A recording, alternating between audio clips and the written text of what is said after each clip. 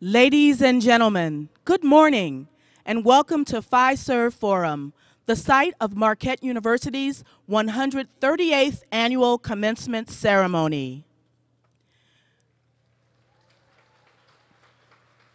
We ask that you please turn off or silence your cell phones at this time. And now, we are very proud to present the graduating class of 2019. From the front of Fiserv Forum, the graduates of the College of Business Administration and the graduates from the School of Dentistry.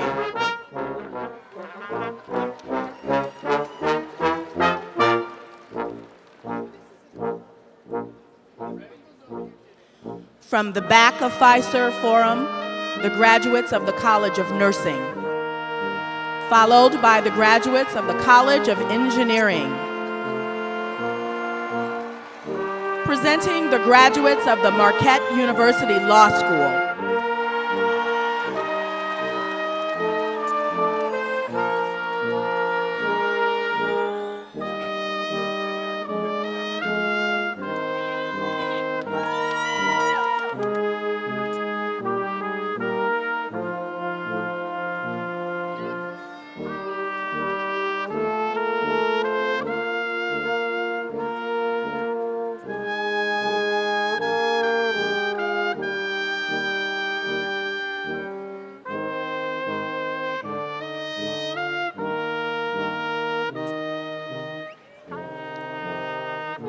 The graduates of the Doctor of Physical Therapy and the graduates of the Doctor of Nursing Practice.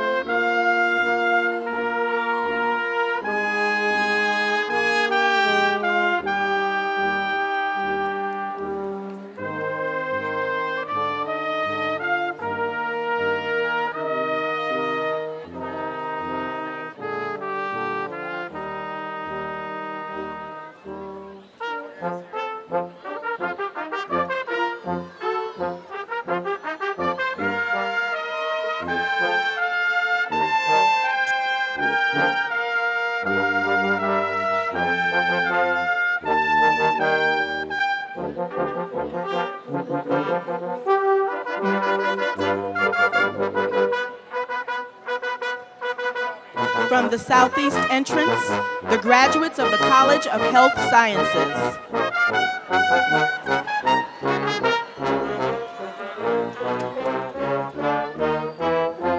Followed by the graduates of the College of Communication.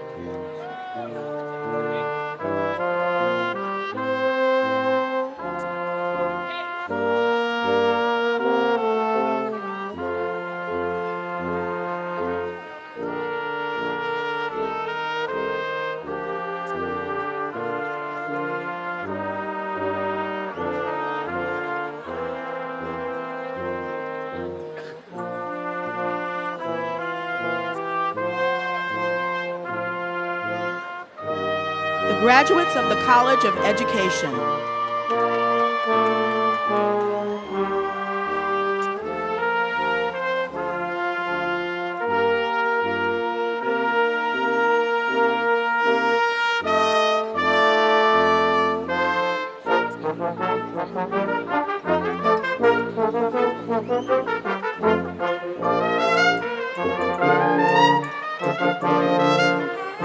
Entering from the second level concourse on the south side, welcome the 2019 graduates of the College of Arts and Sciences.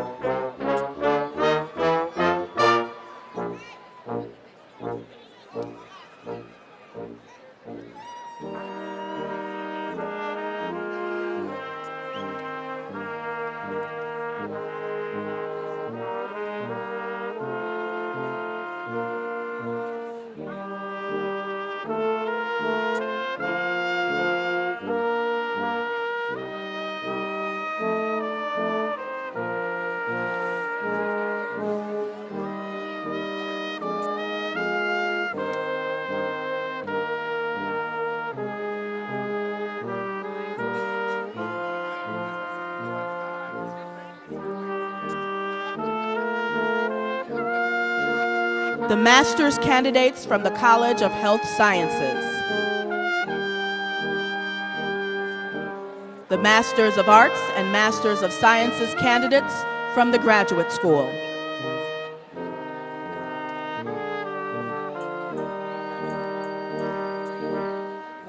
The graduates from the Graduate School of Management.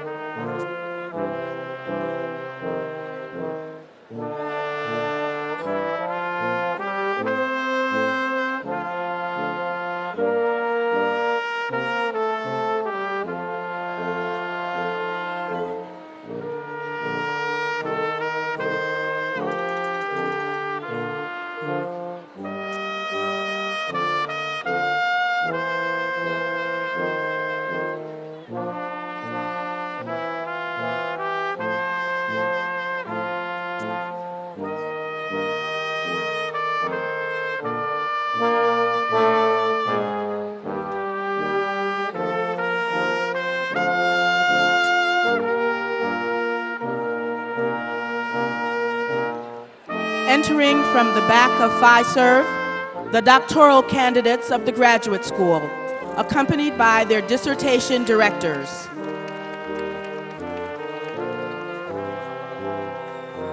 Followed by the faculty and staff of Marquette University.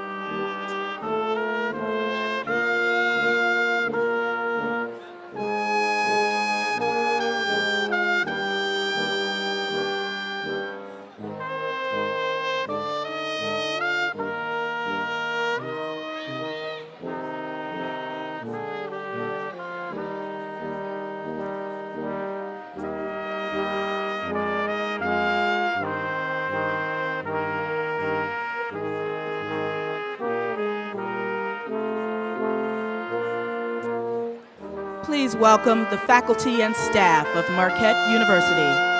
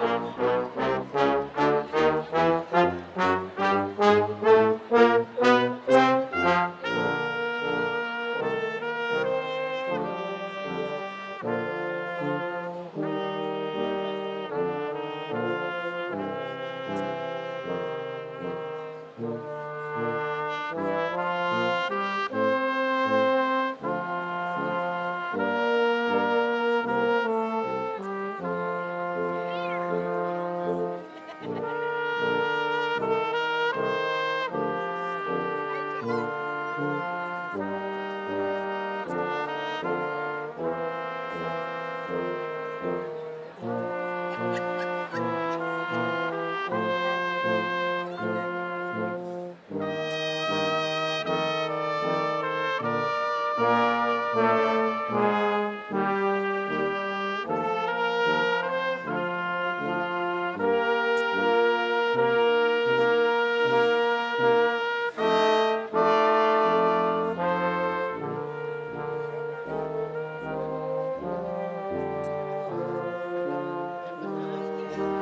now, the Provost, the University Leadership Council, members of the Board of Trustees, and our honorary degree recipients and commencement speaker.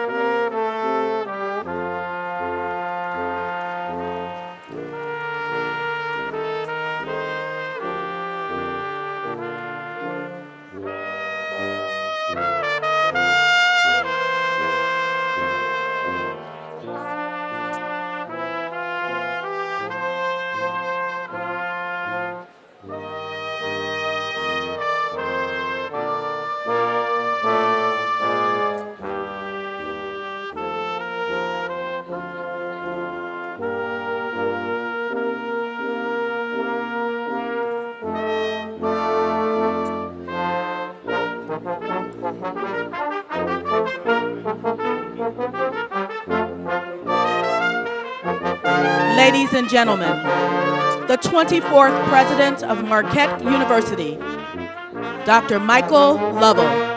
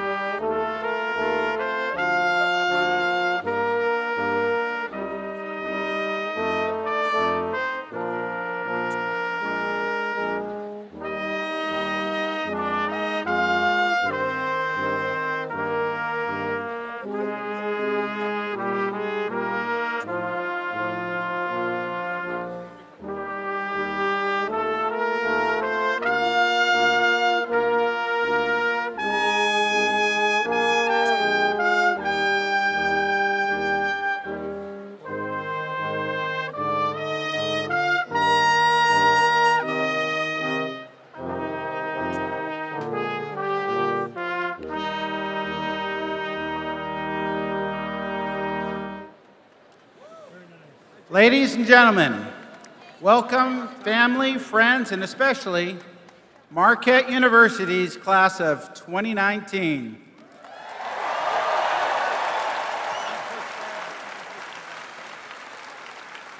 Please remain standing for the singing of our national anthem by Stephanie Vilsharon, a student in the College of Nursing. And while the Reverend Frederick Zagone, a member of the Society of Jesus and acting vice president for mission and ministry at Marquette University, pronounces the invocation.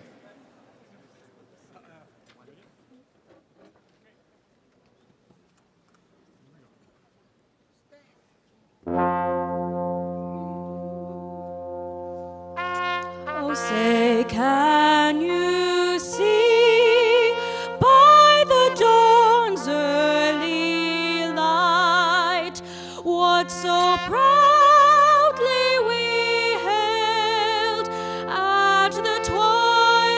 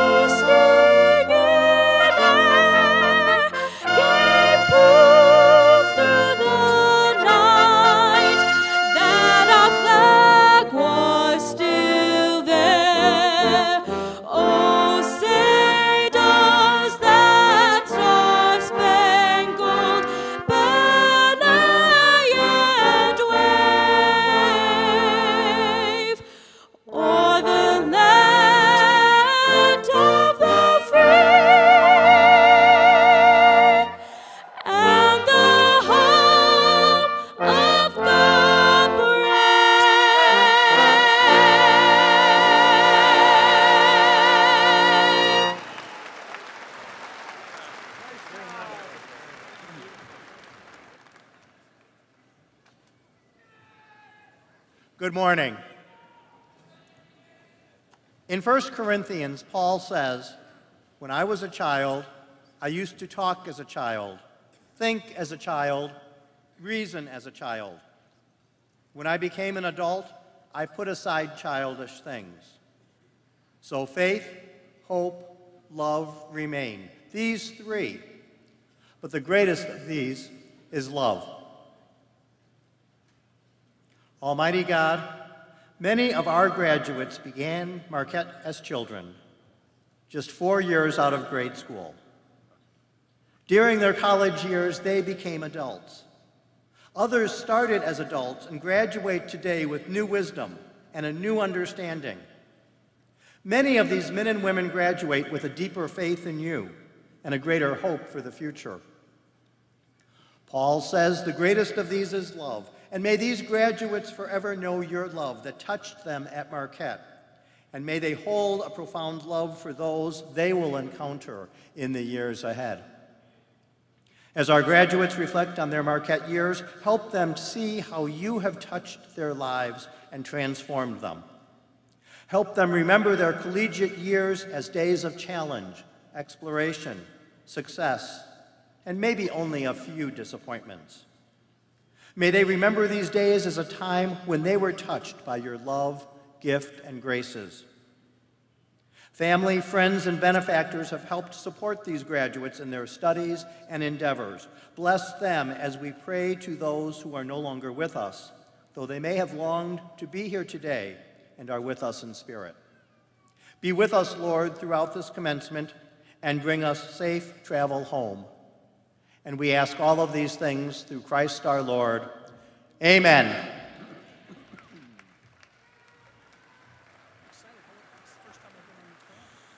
Thank you, Stephanie and Father Zagone. Ladies and gentlemen, please be seated.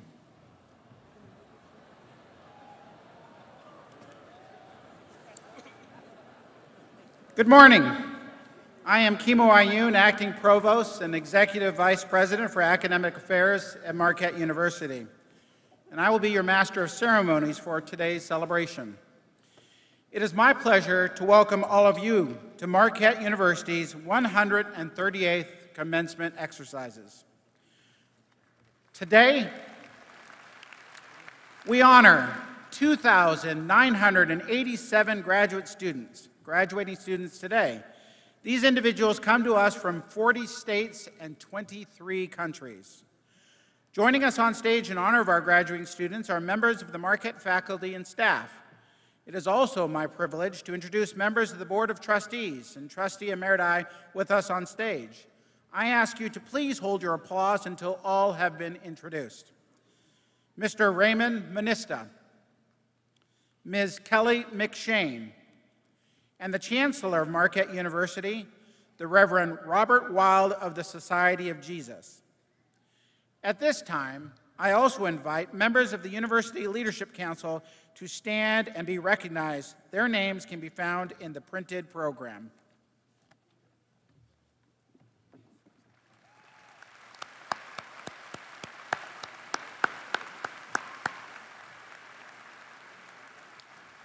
And now, ladies and gentlemen, it is my privilege to present the 24th President of Marquette University, Dr. Michael Lovell.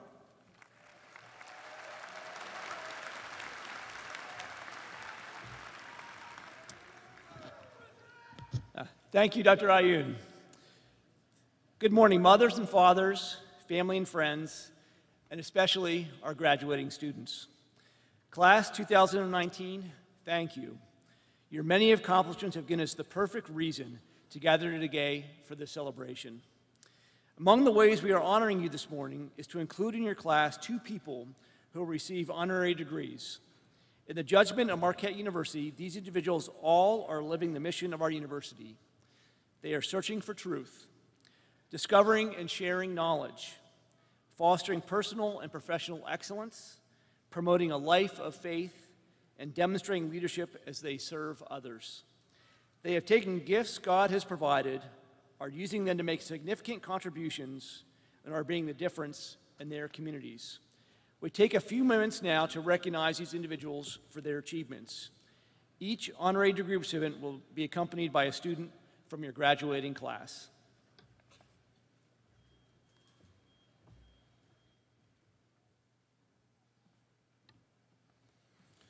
To begin the conferring of this honorary degree, I present to you Mr. Stephen Blaha, Assistant Director of Campus Ministry.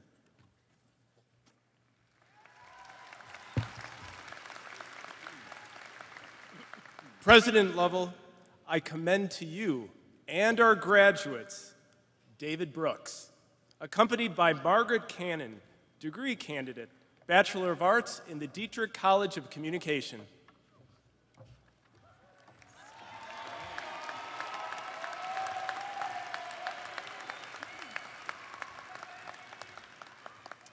David Brooks, nationally acclaimed journalist and political commentator, models and advocates for public discourse that crosses political divides, placing different ideologies and values in conversation with one another, and focuses on care for the common good. In popular parlance, the word politics is oftentimes used to refer to partisanship, sectarianism, and divisiveness.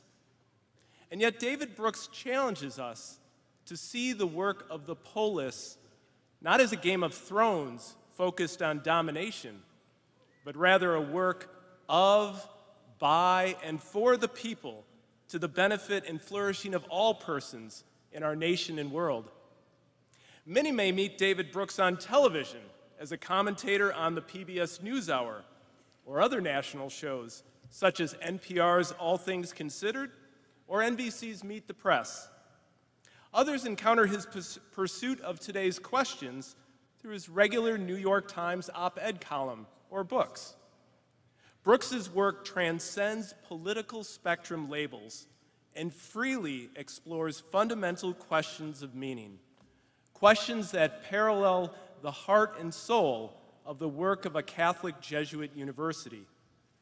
What is occurring? Who is involved and affected? Why? To what end? And what does this say about us as people? Most importantly, David Brooks openly raises the question, to what and for whom are we called to live? He challenges us to look towards the grand horizon, which leads to solidarity with God and one another. Brooks's bridge-building work extends beyond the sphere of the news media. As the executive director of the Aspen Institute, he also aims to embolden successful community movements to rebuild our country's social fabric.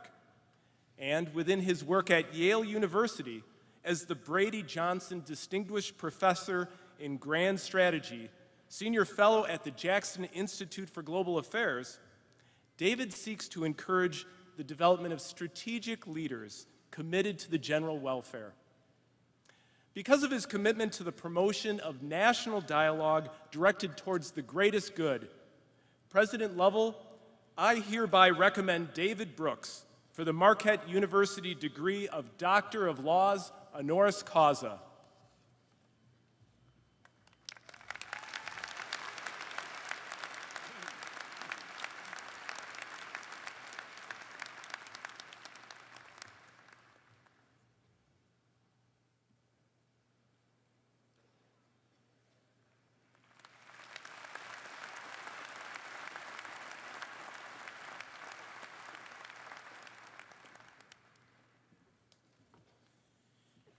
And now I would like to introduce Mr. Patrick Keneally, Director of the Marquette University Center for Peacemaking.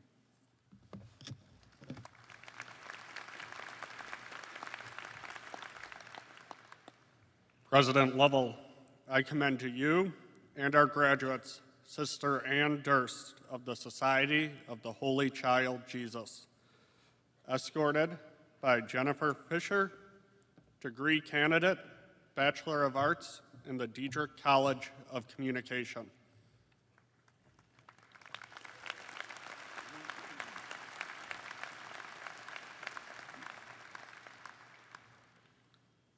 Sister Ann Durst of the Society of the Holy Child Jesus completed her master's degree in theology at Marquette University and then served as president of Rosemont College in Rosemont, Pennsylvania. She decided to dramatically shift gears by enrolling in the Georgetown University Law Center. This decision ultimately led Sister Ann to help found the Casa Cornelia Law Center in San Diego in 1994. Sister Ann likes to quip that the center began as 2 nuns in the basement of a condo. During their first year, Casa Cornelia raised $15,000. 25 years later, Casa Cornelia has an annual budget of more than $2 million, a staff of 30, and a network of hundreds of volunteer attorneys, interpreters, translators, law students, and community volunteers. Casa Cornelia's primary commitment is to provide quality legal services to victims of human and civil rights violations. In this time of particular concern for migrants and refugees, the services provided by Casa Cornelia are needed more than they have ever been.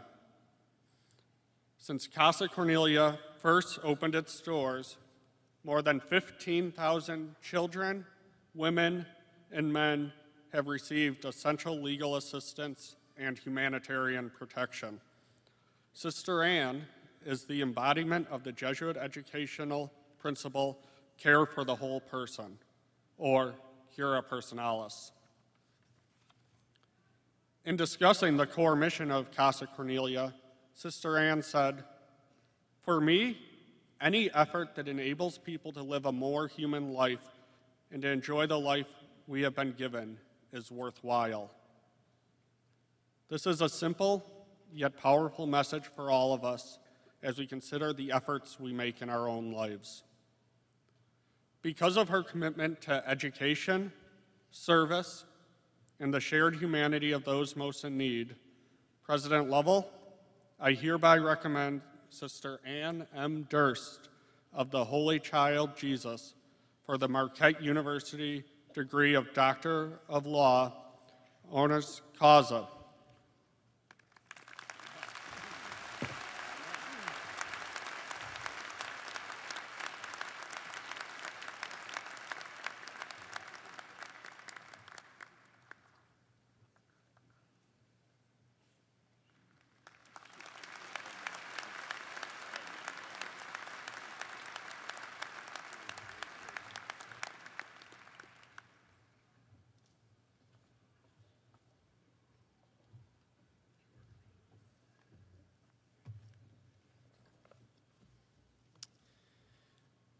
Mr. David Brooks and Sister Ann Durst of the Society of the Holy Child Jesus, by the power vested in me by the state of Wisconsin and the trustees of Marquette University, I confer upon you the degrees of Doctor of Letters and Doctor of Laws, honoris causa.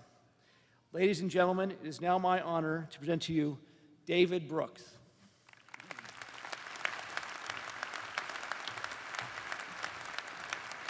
Thank you.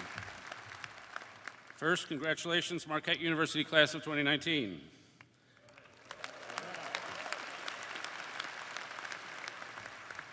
You've made it to graduation day. This is really happening. You know this is real because you are hungover, your parents are proud, and your professors are shocked. I have to say it's very cool for me to be here with you. It's cool to be in the building where the Milwaukee Bucks play.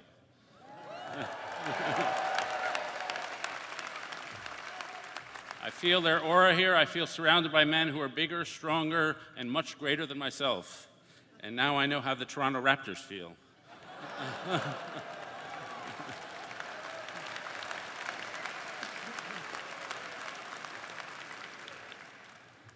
Since you got into Marquette, you've mastered new skills. You've learned how to dominate classroom discussion while doing none of the reading. In lecture halls, you've mastered another skill. Right now, it looks like you're staring at me with rapt attention, but in fact, you're completely asleep. Over the past 4 years at Marquette, you've worked hard, made dozens of friends, and done your laundry at least 6 times. I salute your community service. You spent one spring break unicycling across Thailand while reading to lepers. I salute your cultural sophistication. You tell your friends you like Kendrick Lamar, but secretly you like Taylor Swift before she got angry.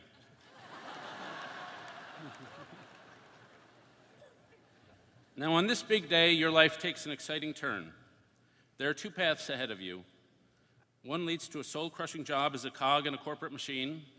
The other leads to permanent residence on your parents' basement. I'm here to help you navigate these exciting opportunities. I'm here to remind you shouldn't spend time worrying about the financial stuff. Your parents will be happy to pay your rent for another 10 or 20 years. I also remind you that you're in a beautiful spot in your lives, more mature than the freshmen, sexier than the faculty, a lot sexier than the Marquette faculty, as a matter of fact. You may not have been to other college commencements before, so you may not know the etiquette. After you get your degree, it's customary to give President Lovell a little tip, 10 or 20 bucks, just to show him he did a good job. It's also customary to give your commencement speaker a little tip, $600 or $700, $5,000 for econ majors. Now, this may be your first college commencement, but you probably know these addresses have a certain formula. The college asks a person who has achieved a certain level of career success to give you a speech telling you that career success is not important. Then we're supposed to give you a few minutes of completely garbage advice. Listen to your inner voice, be true to yourself, follow your passion, your future is limitless, take risks. First, my generation gives you a mountain of debt. Then we give you career derailing guidelines that will prevent you from ever paying it off.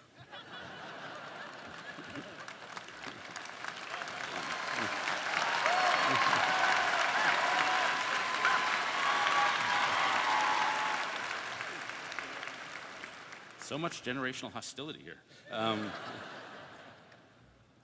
I'm here to tell you the truth. Don't follow your passion. Follow the passion of the person sitting next to you. It's probably better. I especially like all the commencement speeches that telling you how important it is to fail. These started a few years ago with Steve Jobs and J.K. Rowling.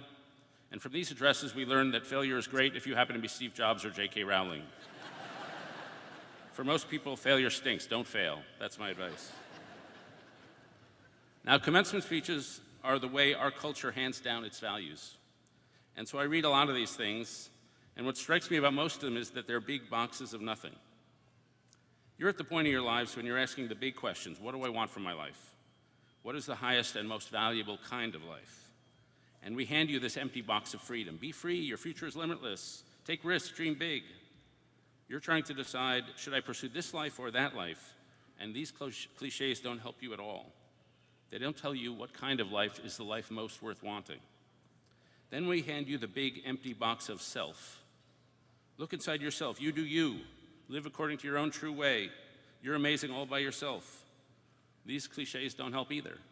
The you is the thing that you have to form. Plus, you're not trying to devote yourself to yourself. You're trying to find some cause that will give you meaning outside yourself. You're looking for a cause which you'd be willing to live and die for. All we do is give you empty boxes, which reveals something about our culture. We're filled with advice for how to become a CEO or a doctor or an engineer, but on the most important questions of life, large parts of American society have nothing to say. So for the next few minutes, I'm going to try to describe the kind of life I think is best. At least it'll be something. I haven't lived up to my ideal. I fail my ideals all the time, but I do believe in these ideals. And the word I'd like to build my speech around is the word commitment. Over the next 15 years, most of you will make 4 big commitments: to a spouse and family, to a vocation, to a community, and to a philosophy or faith. The fulfillment of your entire lives will be determined by how wisely you choose your commitment and how well you execute upon them. What is a commitment? A commitment is a promise made out of love. First, you fall in love with something, maybe a field of research, maybe a town, a political cause, a woman, your God, your future children. And after falling in love with this thing, you want to make promises to it. A commitment is a promise made without expecting a return. You may get benefits from your love for your spouse or your child, but that's not why you made the commitment. If you're lucky, you'll make the kind of commitment that Ruth made to Naomi in the Bible. Where you go, I will go. Where you stay, I will stay. Your people shall be my people, and your God, my God. Where you die, I will die, and there I will be buried. That's a total commitment. Your commitments will give you your identity. In 20 years, you'll introduce yourself by according to your greatest commitment. I'm a Marine. I'm a Catholic. I'm a teacher. I'm a mom. I'm a dad. When you start serving your commitment, it gets inside you and changes who you are. I knew a woman who grew up in a small town called Wilkesboro, North Carolina. She couldn't wait to get out of there. For college, she went away to the West Coast, but something drew her back to home, as things tend to draw us back to home. Now she spends her life creating meeting places for lonely people in Wilkesboro. I belong to Wilkesboro, she says. This town owns me. She serves her town. For her, the big decisions in life are easy. She knows what she is committed to. She knows where her ultimate allegiance lies. She knows what to do. She's reached the point of the double negative. I can't not do this. This is who I am. Your commitment also builds your character. When my oldest son was born, he came out bruised and blue with a super low APGAR score. They rushed him off to the intensive care ward, and that night we didn't know what was going to happen. A question passed through my head. If he only lives for 30 minutes, would that be worth a lifetime of grief for his mother and I? Before having a child, I would have said no. How could 30 minutes of life, not even aware of itself, be worth a lifetime of grief for two other people?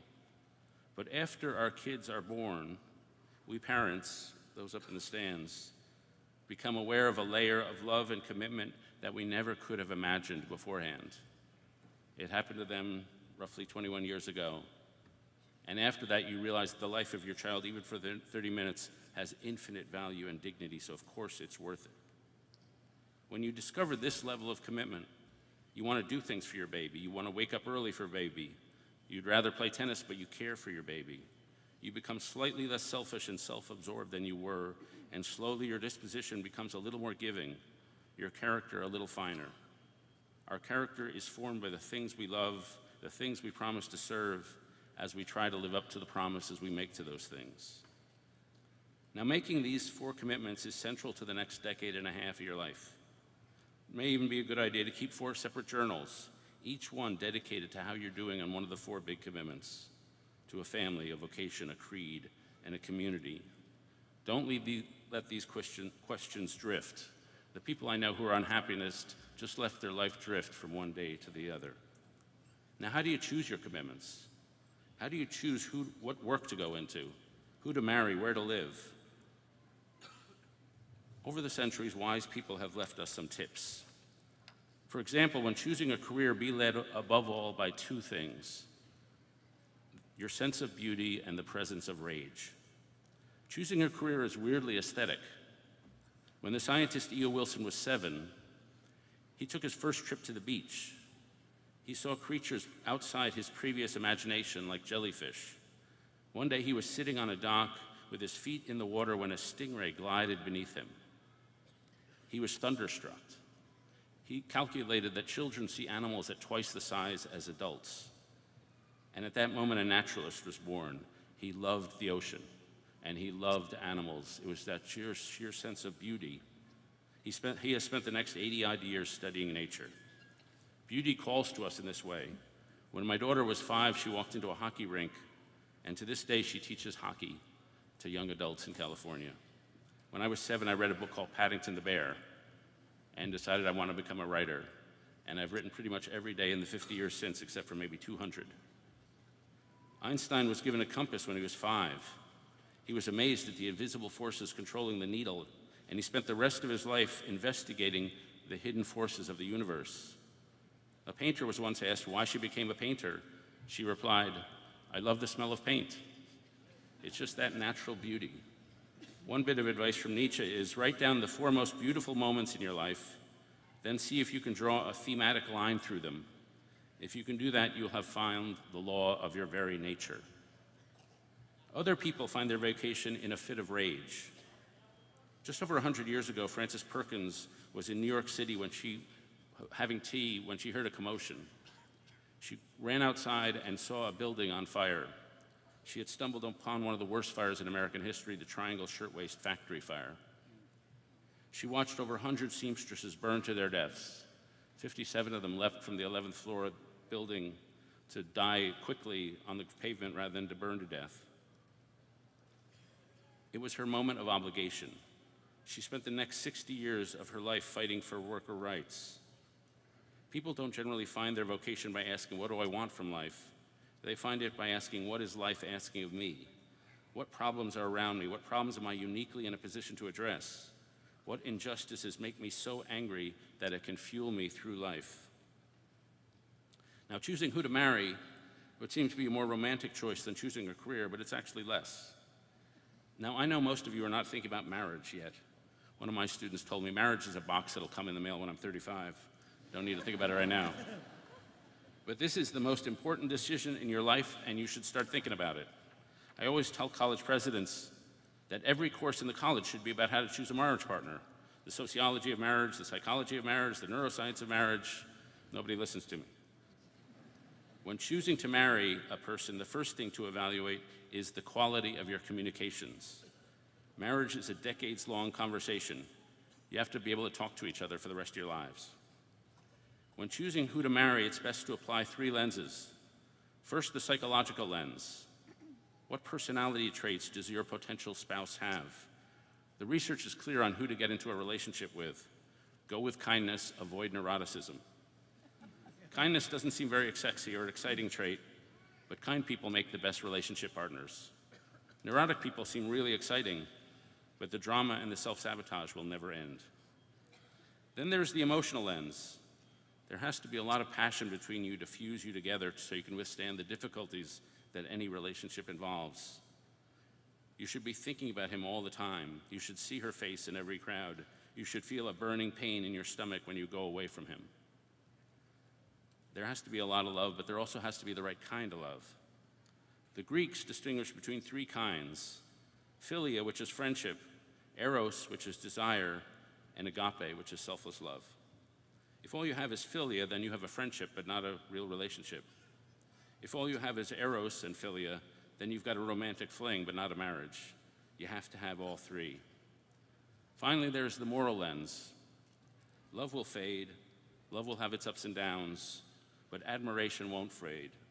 Do you admire this person? Does she keep her promises? Does he use good judgment? Does she refuse to cut moral corners? A relationship can survive many things. It cannot survive disrespect. After you've made a commitment, how do you execute it well? Again, the wise persons down the centuries have left us clues. The first is make your commitments maximal commitments. Every commitment, like going to med school or joining the military, has a testing period, a boot camp. The only way to get through it is with an attitude of total abandonment. Go all in and burn all the bridges behind you. This is even true with marriage. Before you're married or living with someone, you can live with the illusion that you're easy to live with. Afterwards, you realize you're not. You're being watched, and you begin watching yourselves. As my friend Tim Keller notes, if you were 2 years into a relationship, suddenly you discover that the person you thought was so completely perfect is actually kind of selfish. And as you are making this discovery about her, she is making it about you. You have a choice. You can have half a marriage and never deal with the selfish parts of your marriage, or you can throw yourself at each other with blind abandon. You can each decide to see your own selfishness as the key problem here. Your own selfishness is the only selfishness you can really control. If 2 people spend their days trying to deal with their own selfishness, you have the making of a good relationship. But good intentions are not enough. You have to know the life hacks. For example, couples are often told never to go to bed mad. But if you're fighting with your partner, sometimes you just need to go to bed. Wake up, make waffles, you'll feel better in the morning. Somewhere online I read that you should boast about your friends and your partners and have them overhear you boasting. If in marriage you feel the urge to bitch about your spouse, bitch to his mother and not yours. His mother will forgive him, yours never will. And this is the crucial point. A commitment is driven by love, but it has to be executed with skill. My favorite definition of a commitment is falling in love with something and then building a structure around it for those moments when love falters. Jews love their God, but they keep kosher just in case. Religions are filled with rituals, spiritual disciplines, because people need structures to serve as daily guides to keep them on their commitments. Now, I'm a writer, so I'm fascinated by the way writers structure their commitment to their vocation. Maya Angelou would wake up at 5:30 every morning. At 6:30, she would go off to a modest hotel room she kept. Inside the room, there were 4 things: a bed, a desk, a dictionary, a deck of cards, a Bible, and a bottle of sherry. She would arrive at 7 and leave at 12:30 sharp. The short story master John Cheever would get up, put on his only suit, ride the elevator to the basement of his building where he had an office. He would then take off the suit, ride in his boxers till 12:30, and then put back on the suit and ride the elevators upstairs to make himself lunch. Ritual and routine. I've tried to use this commencement address to make a subtle critique of our culture. Our culture puts a lot of emphasis on individual freedom, but too much individual freedom tears at the bonds between people. Too much individual freedom makes us lonely and unattached. Too much freedom leads to a scattered, afraid to commit life. I've used this talk to ask you to reject the individualism of our culture and embrace a life built around commitment and attachment. Make big promises, execute them in small ways, you'll be more joyous. One of the great things about Marquette University is that it hosts the papers of one of my great heroes, a woman named Dorothy Day. When Dorothy Day was a young woman, she realized all the accounts of childbirth she'd ever read were written by guys. So she decided to write one. And she wrote one 40 minutes after the birth of her daughter, at the beginning of a great commitment. If I'd written the greatest book, composed the greatest symphony, or carved the most exquisite figure, she wrote, I could not have felt the more exalted creator than I did when they placed my child in my arms. No human creature could receive or contain so vast a flood of love and joy as I felt after the birth of my child. With this came a need to worship and to adore.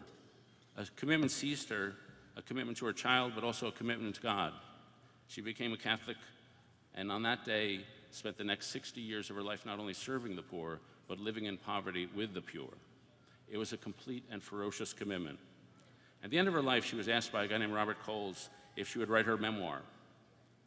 And she said, you know, I once tried. I sat down with a piece of paper, and I wrote on top, a life remembered. And then I sat there, and I thought of the Lord and his visit to us those many centuries ago, and I was just grateful to have had him on my mind all that time. She had reached a place after 60 years of commitment of total serenity and complete peace and joy.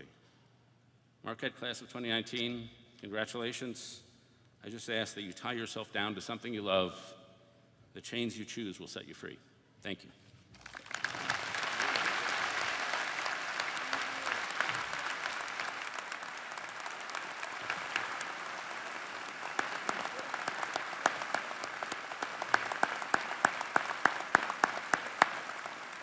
Thank you, Mr. Brooks. And I can tell you that I know people were listening, because when you told people to follow the passions of their neighbor, I saw some people on this side look to their left, right, get a very worried look, and scan for open seats. At this time, we will now recognize our candidates for graduation. We begin with the candidates for doctoral degrees. These candidates will be presented by Dr. Douglas Woods, Vice Provost for Graduate and Professional Studies and Dean of the Graduate School.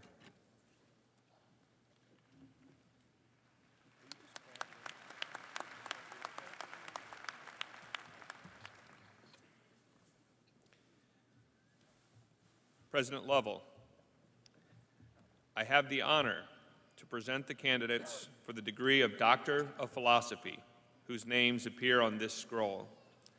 Since they have fully complied with all the requirements of the graduate school and have been recommended by the faculty to the trustees of the university for their degrees, I ask that the degree of Doctor of Philosophy be conferred upon them.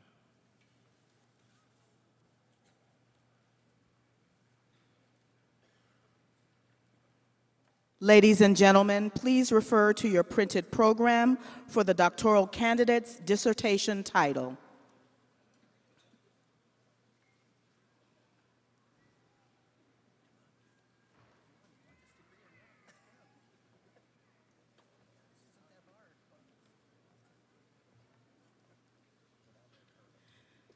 Lisa Moore. Dissertation Director, Reverend Joseph Miller, S.J.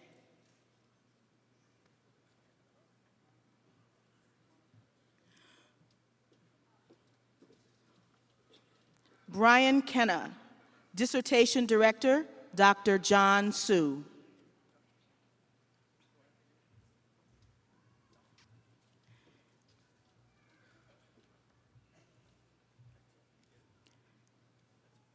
Jennifer Arias Sweeney. Dissertation Director, Dr. John Sue.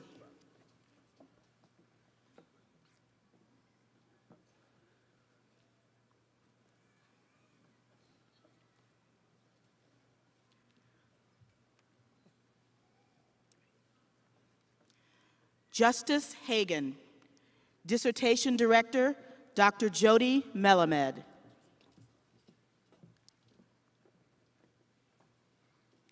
Andrew Hoffman. Dissertation Director, Dr. Jody Melamed.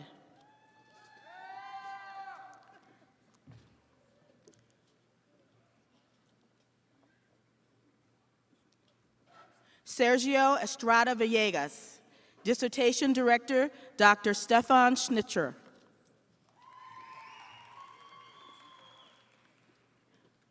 Megan Costello. Dissertation Director, Dr. Lisa Petrella.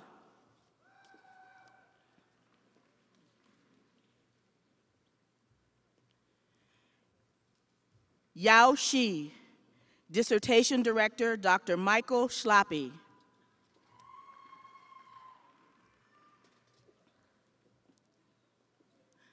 Mohammed Hossein. Dissertation Director, Dr. Scott Reed, hooded by Dr. James Kincaid.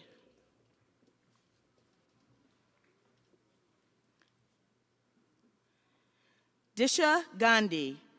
Dissertation Director, Dr. Christopher Dockendorf.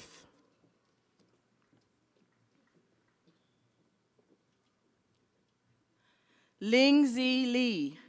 Dissertation Director, Dr. Mark Steinmetz.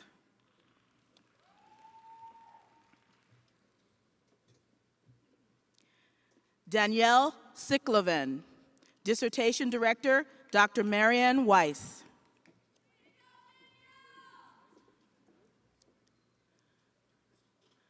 Sarah Barr. Dissertation Director, Dr. Marianne Weiss.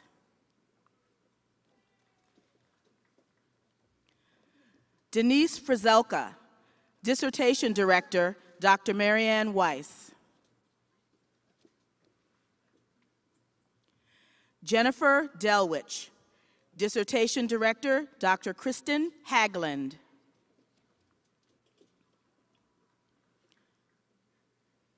Kelly Jones. Dissertation Director, Dr. Kristen Hagland. Amanda King. Dissertation Director, Dr. Nora Johnson.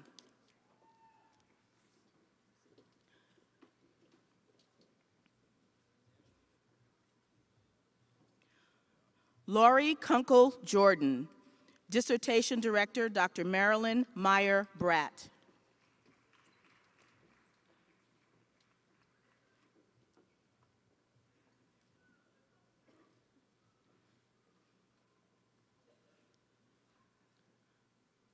Sho Gan. Dissertation Director, Dr. Saeed Audi.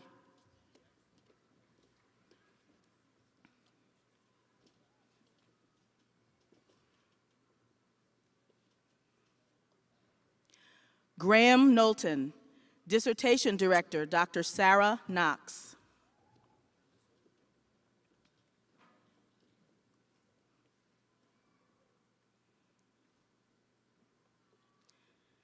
Ryan Warner. Dissertation Director, Dr. Lisa Edwards.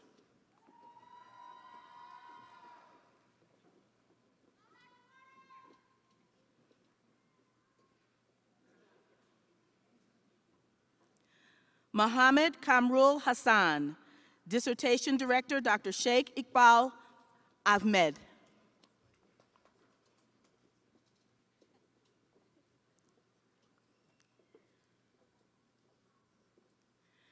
Kahindi Irabor, Dissertation Director, Dr. Stephen Merrill, hooded by Dr. Rebecca Sanders.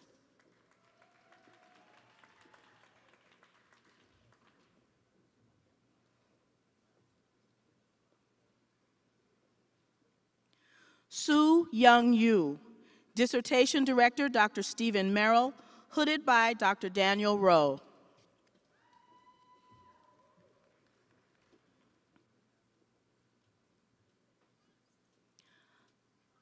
Maral Fakour, Dissertation Director, Dr. Ronald Brown, hooded by Dr. Richard Pavanelli.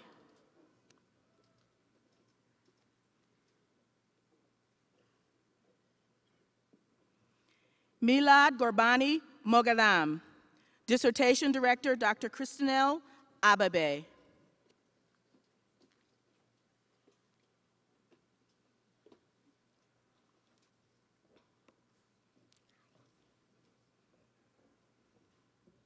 David Wilson, Dissertation Director, Dr. Casey Allen.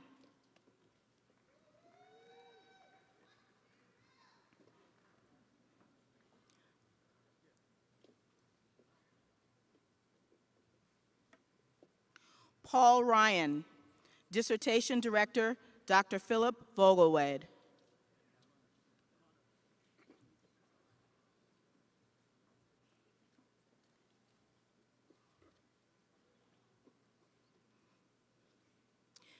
Joseph Heffron, Dissertation Director, Dr. Brooke Mayer.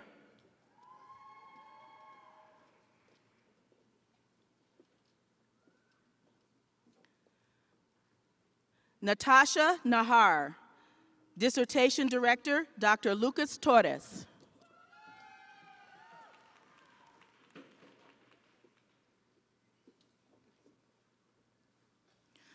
Lauren Yadlowski, Dissertation Director, Dr. Ed de St. Aubin.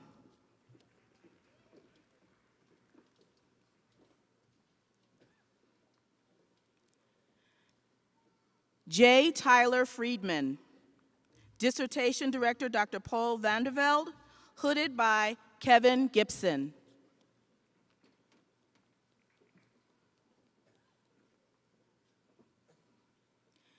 Jennifer Kiefer Fenton, Dissertation Director, Dr. Teresa Tobin.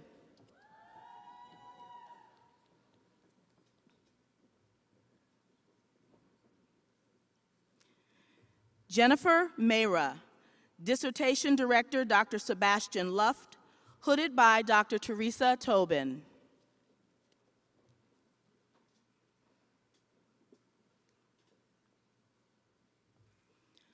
Hans Mozicki, Dissertation Director, Dr. Andre Orloff, hooded by Dr. Deirdre Dipsey.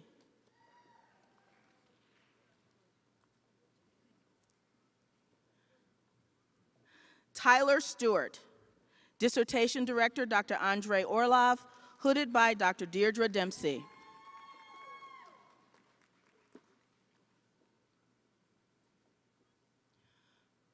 Luke Tonyi, Dissertation Director, Dr. Wanda Zemler Suzuki, hooded by Dr. Joshua Burns.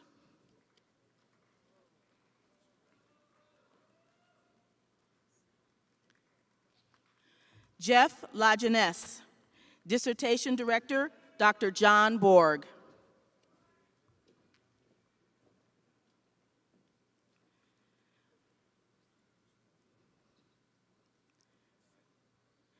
Peter Sable, Dissertation Director, Dr. John Borg.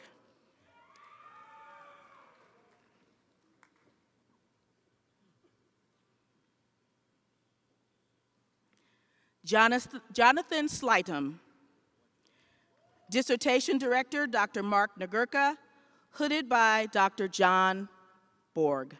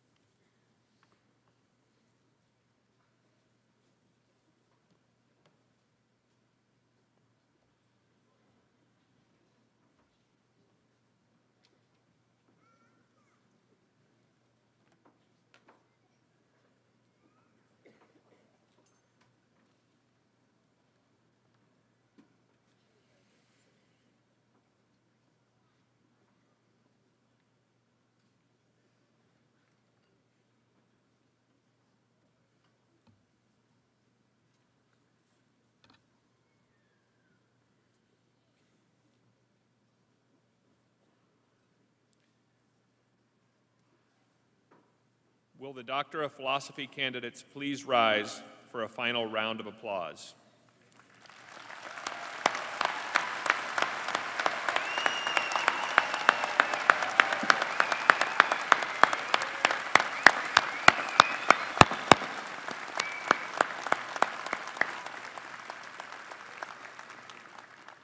Candidates, please be seated. Will the candidates for the degree of Doctor of Nursing Practice please rise?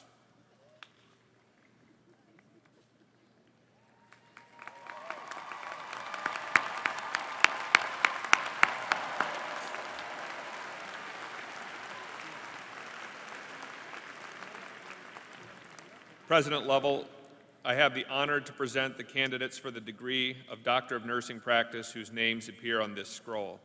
Since they have fully complied with all the requirements of the graduate school and have been recommended by the faculty to the trustees of the university for their degrees, I ask that the degree of Doctor of Nursing Practice be conferred upon them.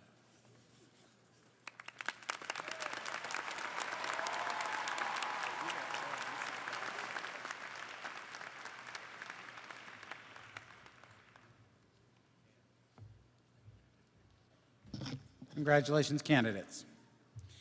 And now, Professor Joseph Kearney, Dean and Professor of Law, Marquette University Law School. Will the candidates for the degree of Juris Doctor please rise?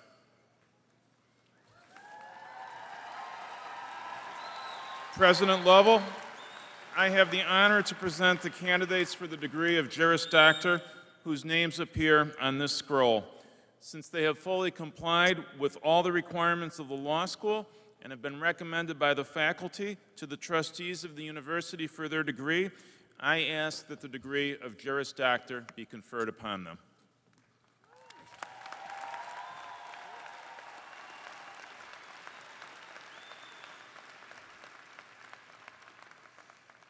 Congratulations, candidates. Please be seated.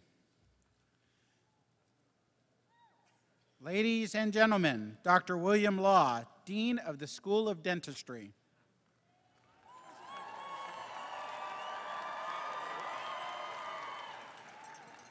Will the candidates for the degree of Doctor of Dental Surgery and Certificate in Advanced Education in General Dentistry please rise?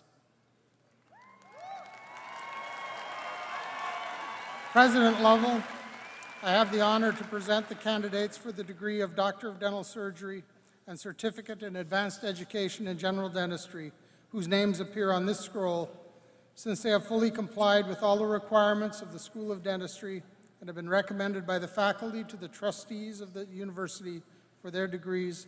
I ask that the degree of Doctor of Dental Surgery and Certificate in Advanced Education in General Dentistry be conferred upon them.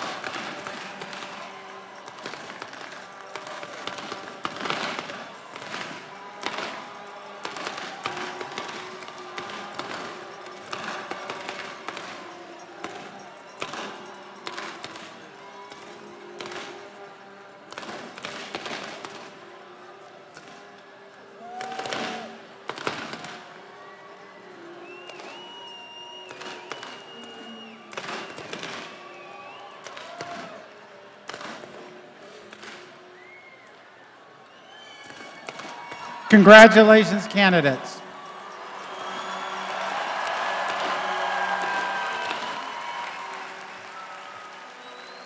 Please be seated.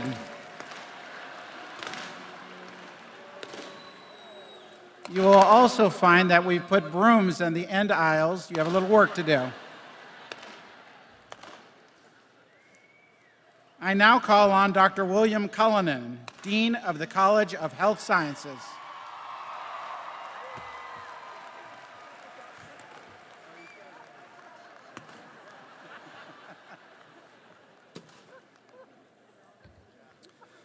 Will the candidates for the degrees of Doctor of Physical Therapy and Master of Physician Assistant Studies and Certificate in Clinical Laboratory Science please rise?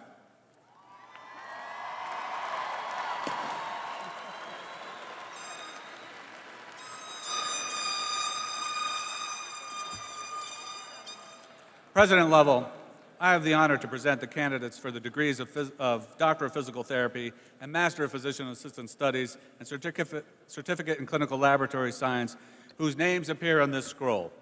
Since they have fully complied with all of the requirements of the College of Health Sciences and have been recommended by the faculty to the trustees of the university for their degrees, I ask that the degrees of Doctor of Physical Therapy, Master of Physician Assistant Studies, and Certificate in Clinical Laboratory Science be conferred upon them.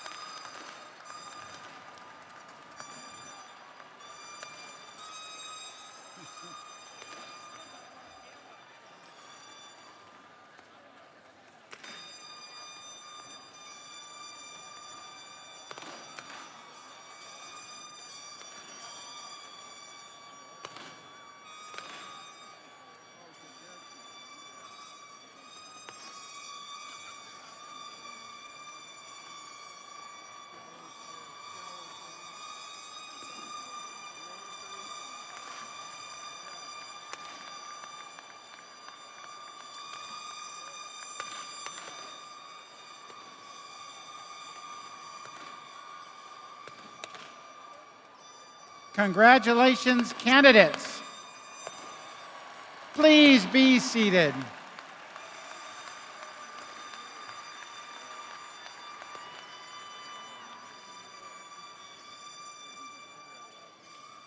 I again call on Dr. Douglas Woods, Vice Provost for Graduate and Professional Studies and Dean of the Graduate School.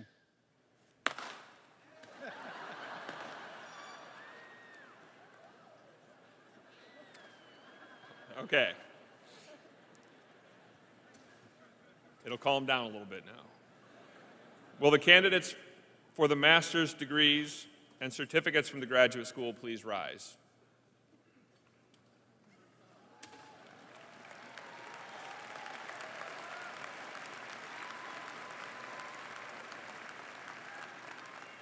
President Lovell, I have the honor to present the candidates for the degrees of Master of Arts, Master of Arts in Christian Doctrine, Master of Arts in Public Service, Master of Education, Master of Engineering, Master of Science in Nursing, Master of Science in Transfusion Medicine, and the various certificates as listed in the printed program whose names appear on this scroll.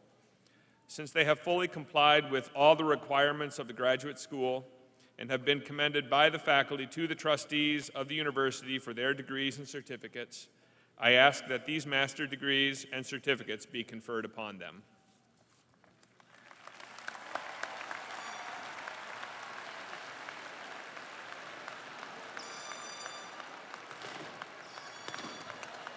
Congratulations, graduates.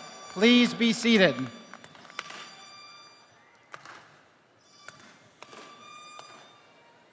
Ladies and gentlemen, Dr. Brian Till, Keyes Dean of the College of Business Administration and the Graduate School of Management.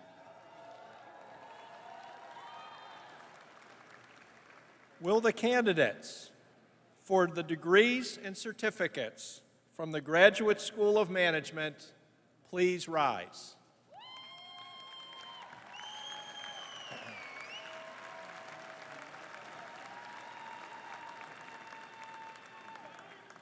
President Lovell, I have the honor to present the candidates for the degrees of Master of Arts, Master of Business Administration, Master in Leadership, Master of Science in Accounting, Master of Science in Applied Economics, Master of Science in Human Resources, and the certificates as listed in the printed program whose names appear on this scroll.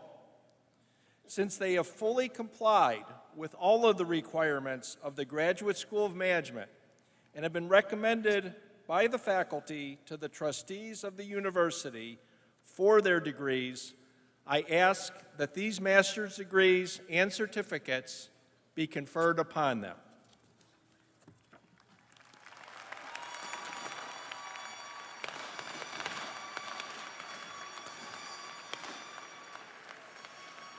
Will all the doctoral, master's, and certificate candidates from the graduate school, law school, School of Dentistry, College of Health Sciences, and Graduate School of Management whose names are contained on the scrolls to give president level, please rise.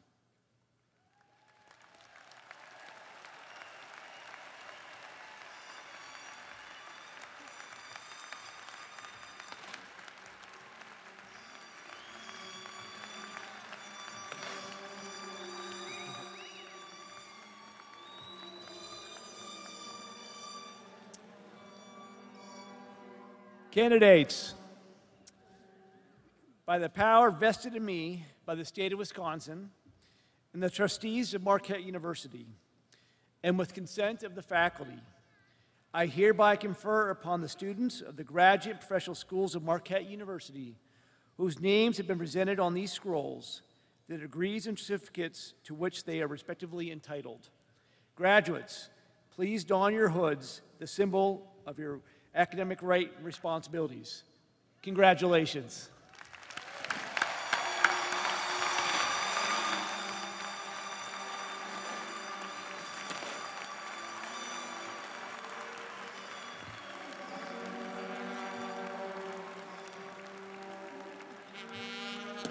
Graduates, please be seated. Thank you.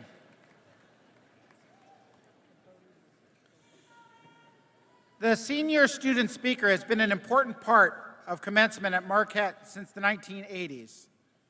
The speaker is selected through voting by graduating seniors and a faculty and student selection committee to help identify a student who best reflects the graduating class.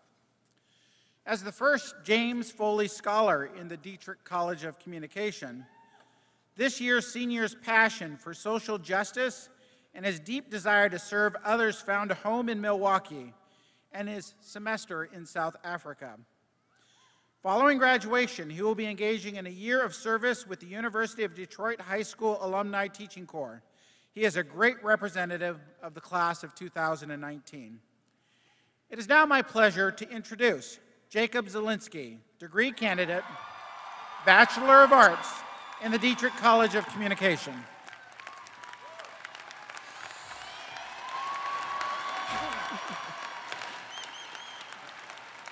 Thank you. Before I begin, I want to make two memories that I would be remiss to let pass. First, looking at my parents and saying I love them and I'm proud of them and I'm here because of them to the moon and back. Second, I want to thank the professors who have instilled within me passions which I know will never dim. It worked. Thank you. Graduates of 2019, what a privilege it is to stand before you today in all my personhood, my whiteness, my queerness, my first-generation student status, and be heard. I'd like to begin by calling in the energy we're creating in this very space right now with our differences and our voices and our identities. May we see these differences as sparks, as fire starters, as smoke signals to our varying stories of justice and growth and power. As for my Marquette story, it is bookended by heartbreak, and as odd as it may sound, I'm grateful. In a letter given to me as I was preparing to graduate from high school, a teacher of mine, Father Cyril Pinchek of the Society of Jesus, said his only prayer for me in life was that my heart would break. He said he realized how weird that sounded and that I would only understand with time and with age, and I'm beginning to see what he meant after these 4 years. We carry a lot on our hearts. We etch in lessons and love and Christ's words right on top. And when we etch things into our hearts, they become part of us, for it's in the heart's breaking that these etchings seep into who we are as human beings, emphasis on the being. My Marquette story starts with the execution of Marquette alumnus, war journalist, friend, son, and brother James Foley. 2014, the world wept. Hearts in every corner of the globe broke, but this heartbreak gave way to new life informed by Jim's legacy, a legacy that I bear before you today as a scholar in his namesake. When I first arrived on campus, I thought professors and old friends of Jim were looking to me to be as exceptional as he was. But in meeting his family and close friends and hearing story after story of his humanness and his humor, his compassion and his grace, my anxieties gave way to heartbreak. I began to mourn this man I never had the privilege to meet, and that has made all the difference. It is why I picked the majors I did. It is why I went abroad to Cape Town, South Africa. It is why I believe in the voiceless and why I fight the good fight with moral courage. My life is infinitely blessed by this heartbreak by James Foley. And while that first heartbreak has since healed into something beautiful, my heart has recently broken again. My older brother, Joey, who graduated from Marquette in 2017 with a degree in biomedical sciences, passed away in a car accident about 2 months ago. He was 23 and everything that came with it. Beautiful, eager, confused, nonchalant, yet entirely driven, my closest confidant, my first friend. And when my life was weathered by that storm that I never dreamt of being in, I was grateful to be rooted by and within the Marquette community, and I knew that I was meant to be here. And I'll never thank the powers that be for taking my brother away, but yes, I thank God for covering my heart in etchings of my big brother, because I have never felt closer to Joey than I have on this day, in this moment, with him living within my brokenness, within my healing. Since Joey's passing, not a day has gone by on this campus that I haven't smiled, laughed, said thank you, or stopped to appreciate where I was, stopped and thought, damn, I love my people here, or I had no idea how many individuals here want to make sure I'm getting out of bed and carrying on, or look at all of these people who are staring at my heartbreak in the face and loving me still, or better yet, damn, this is exactly where I'm supposed to be. On a smaller scale, losing our Joey and involuntarily opening my heart up has also opened my eyes up to the little glories at Marquette too. Like, have you ever really considered what color the floor is in the AMU? I have no idea. Have you ever listened to your favorite song as you watched the reflection of the sunset against Schrader, or really admired the vines against Marquette Hall, or tried to sing along out loud with its bells? It's tough, but it's pretty fun. Or really thought about the beauty in running into a dear friend just casually on your way to or from class? And what about the way the streetlights reflect off of Wisconsin Avenue at night after it rains? And don't even get me started on the way the tulips still decide to bloom after 10 inches of April snow. There is a grace that seeps from the day we lost our Joey. The sun broke on the worst day of my life, and it broke me into someone I'd never thought I'd be. Someone more grateful, more determined, more loving. Before you today, with a cap and a gown and a broken heart, I'm filled with hope and joy as I aim to catapult myself into exactly who I am called to be.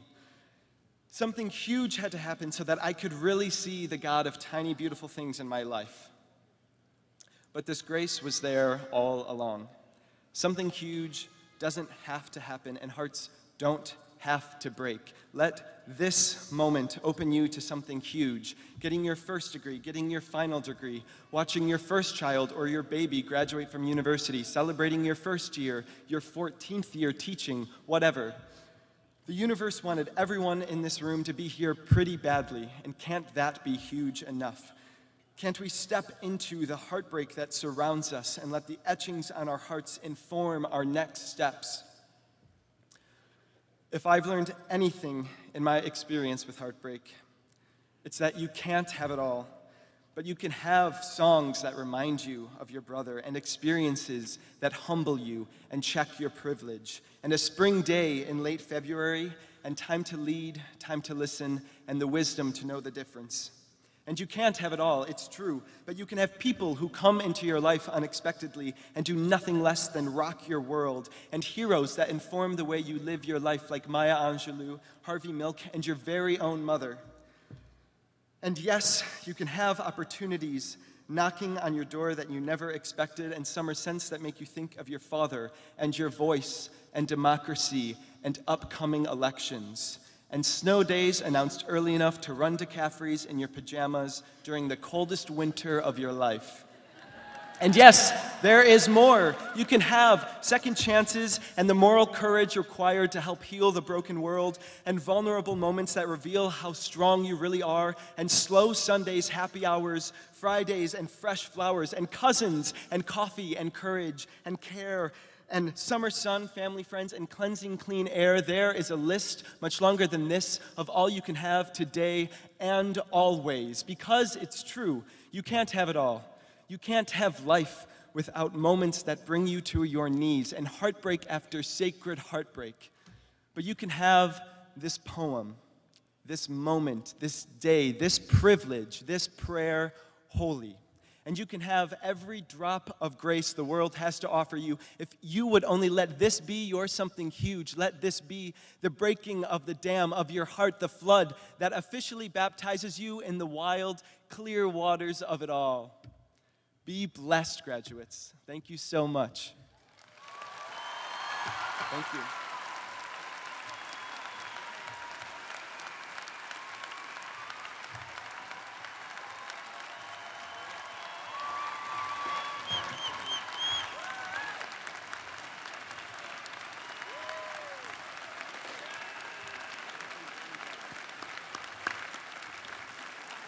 Thank you, Jacob.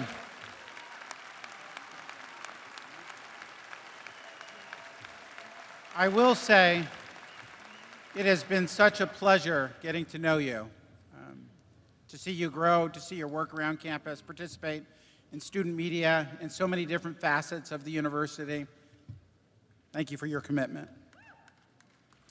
Ladies and gentlemen, we will now recognize our undergraduate candidates for graduation, beginning with Dr. Richard Holtz, Dean of the Klingler College of Arts and Sciences.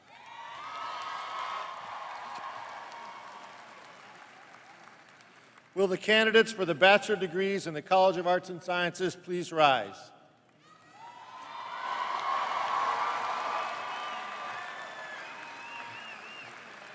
President Lovell, I have the honor to present the candidates for the degrees of Honors of Bachelors of Arts, Bachelors of Arts, Honors of Bachelors of Science, and Bachelors of Science, whose names appear on this scroll. Since they have fully complied with all the requirements of the College of Arts and Sciences and have been recommended by the faculty to the trustees of the university for their degrees, I ask that these bachelor's degrees be conferred upon them.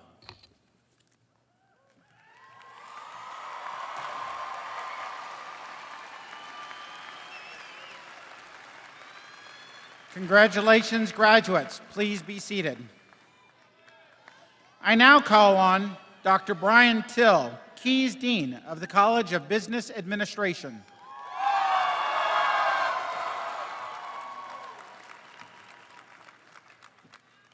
Will the candidates for the bachelor degrees in the College of Business Administration please rise?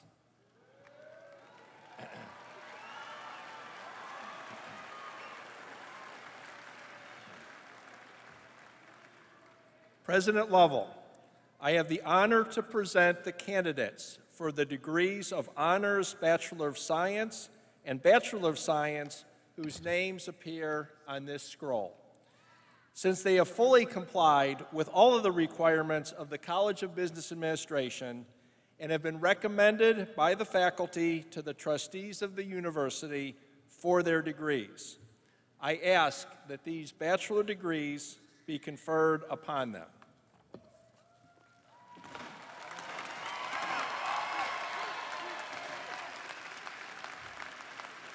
Congratulations, candidates. Please be seated.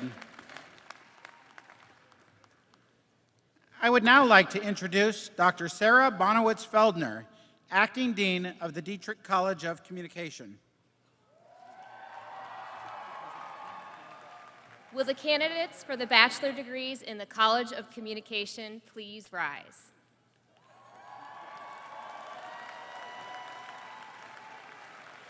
President Lovell, I have the honor to present the candidates for the degrees of Honors Bachelor of Arts and Bachelor of Arts whose names appear on this scroll. Since they have fully complied with all the requirements of the College of Communication and have been recommended by the faculty to the trustees of the university for their degrees, I ask that these bachelor degrees be conferred upon them.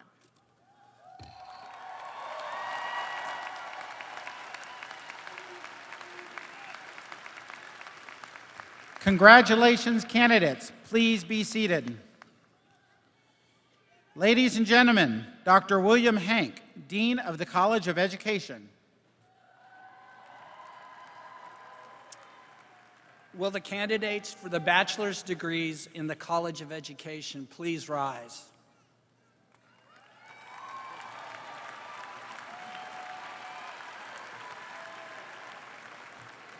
President Lovell, I have the honor to present the candidates for the degrees of Honors Bachelors of Science and Bachelor of Science whose names appear on this scroll.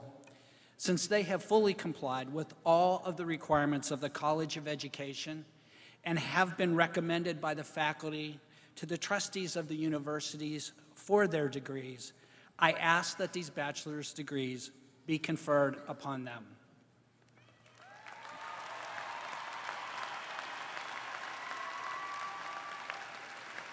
Congratulations, candidates. Please be seated. I now call on Dr. Christina Rapella, Dean of the Opus College of Engineering. Will the candidates for the bachelor degrees in the College of Engineering please rise?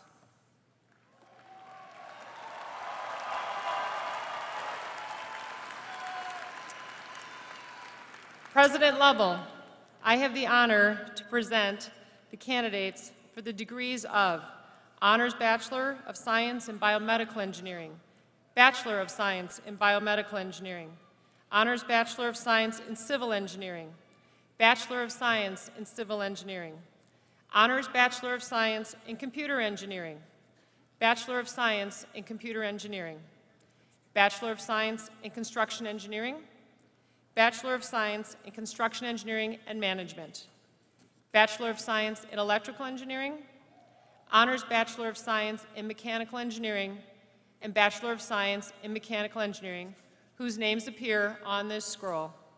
Since they have fully complied with all the requirements of the College of Engineering and have been recommended by the faculty to the trustees of the university for their degrees, I ask that these bachelor's degrees be conferred upon them.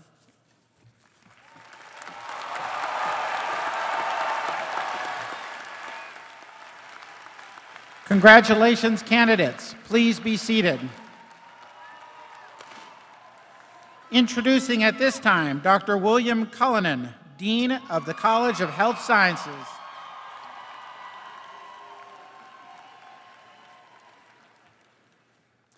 Will the candidates for the bachelor degrees in the College of Health Sciences please rise?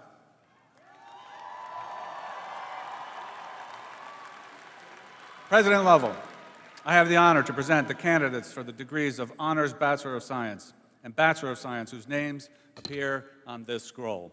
Since they have fully complied with all the requirements of the College of Health Sciences and have been recommended by the faculty to the trustees of the university for their degrees, I ask that these bachelor degrees be conferred upon them.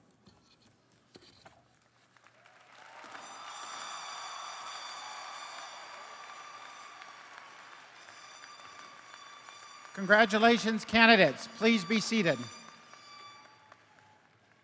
I now call on Dr. Jano Wessel-Kretschy, Dean of the College of Nursing.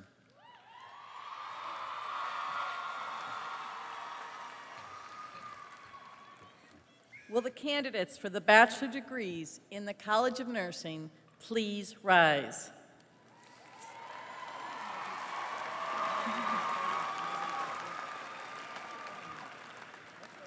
President Lovell, I have the honor to present the candidates for the degrees of Honors Bachelor of Science in Nursing and Bachelor of Science in Nursing, whose names appear on this scroll. Since they have fully complied with all the requirements of the College of Nursing and have been recommended by the faculty to the trustees of the university for their degrees, I ask that these bachelor degrees be confirmed upon them.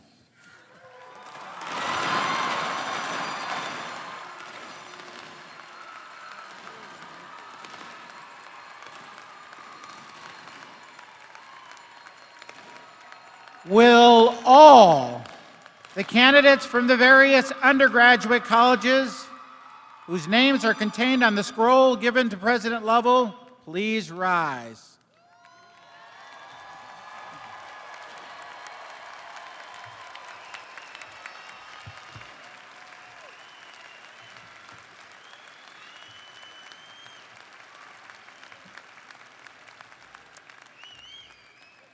Graduates, by the power vested in me by the state of Wisconsin and the trustees of Marquette University, and with consent of the faculty, I hereby confer upon you the students of Marquette Universities whose names have been presented on these scrolls, the degrees to which they are respectively entitled. Graduates, as a symbol of your academic right and responsibilities, please move your tassels from the right side of your mortarboard to the left. Congratulations.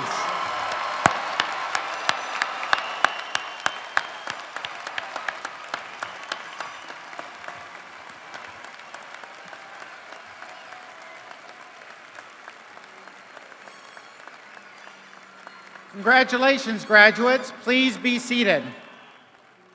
Thank you.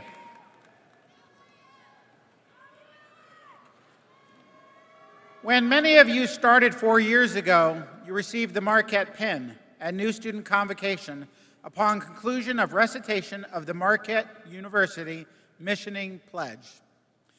This pin that many of you are wearing on your commencement gowns today symbolizes the commitment you made when you began your Marquette career to uphold the values of our university: excellence, faith, service, leadership, and of the highest standards of personal integrity. Now you are here today to celebrate the contributions you have made to uphold these values and also to commit again to live the Marquette mission as alumni. And now, on behalf of the Alumni Association, Ms. Amy Zimmerman, President of the Marquette University Alumni Association.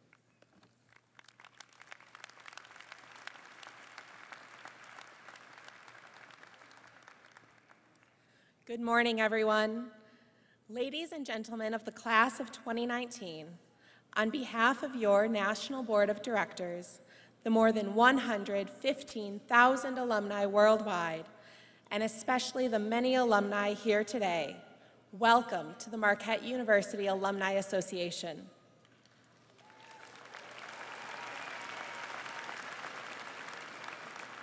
In every state and in countries all around the world, Marquette alumni gather together throughout the year to celebrate, socialize, network, mentor, and serve their communities.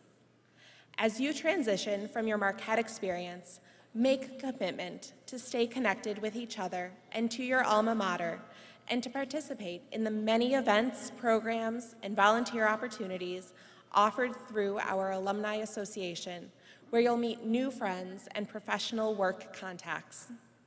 Your first homework assignment as a newly minted Marquette graduate is to go online to marquette.edu, click that alumni link, get registered with your new contact information, and explore how you will be the difference as a proud graduate of our great university. Plan to come back to campus for homecoming each year, participate in an alumni club service project, and cheer on our Golden Eagles at a National Marquette Day game watching party. I promise your lives will be richer as active members of the Marquette family. Go out and light your worlds on fire, as so many alumni have done before you. We are so proud of you, the class of 2019. Congratulations, and we are Marquette.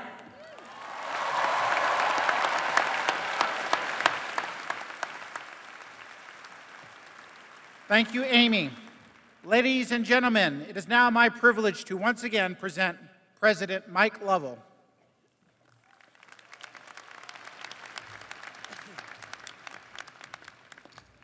Well, thank you, Provost Ayoun, and thank you to the class of 2019. You know, today is the culmination of your journey at Marquette. We are here to celebrate your dedication, your hard work, and your accomplishments. Now, each year, I learn many important lessons from our graduating class.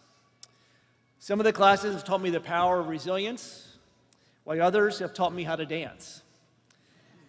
This year's class has reminded me that you need to be careful what you say because Marquette students remember. Let me provide more context. On August 25th of 2015, most of you began your journey to graduation on a warm summer night at the new student convocation in the Al McGuire Center. And during that program, I shared the top 10 pieces of advice to you from the recently graduated class of 2015. Now, earlier this week, I had lunch with some of our graduating seniors. They reminded me of this list, and they didn't remember it all in detail, but they remembered it in generalities. Then they shared their favorite Marquette memories and what their most impactful experiences were over the past 4 years. And guess what? Those experiences sounded familiar. Then I was reading the online stories about the class of 2019 and some of the comments in our senior survey results. These experiences sounded really familiar too. So a few days ago, I went back to my notes from your new student convocation, and whether it was intentional or not, today's graduates' experiences sounded a lot like the advice given from the class of 2015. So I thought I might share with you today some of those examples. Now, the first piece of advice from the class of 2015 was one that you had to put in place fairly quickly at Marquette, and that was to create a strong work ethic. Now, Anya Lee Koza was already grounded in her hard work before she came to Marquette after being adopted from China and being raised by a single mom in Chicago. Now, upon enrolling at Marquette, Anya immediately started working toward her future. During her first week on campus, she did chores in a biology lab. Those working in the lab were so impressed by her work ethic and maturity that they quickly moved Anya to supporting a graduate student's research in her second semester. In her sophomore year, her unparalleled efforts allowed her to become an integral part of a research team. She was even invited to travel to a regional chemistry contest. By her junior year, she was presenting her own research at regional and national conferences and was awarded a College of Arts and Sciences undergraduate summer research fellowship. This year, her dedication to hard work paid off when she was recognized as the College of Arts and Sciences Undergraduate Scholar of the Year. She graduates today with honors with a degree in biochemistry and molecular sciences and a minor in Africana studies. Now, I know Anya will continue that strong work ethic beyond our campus when she starts medical school in Kansas City this July. Congratulations, Anya.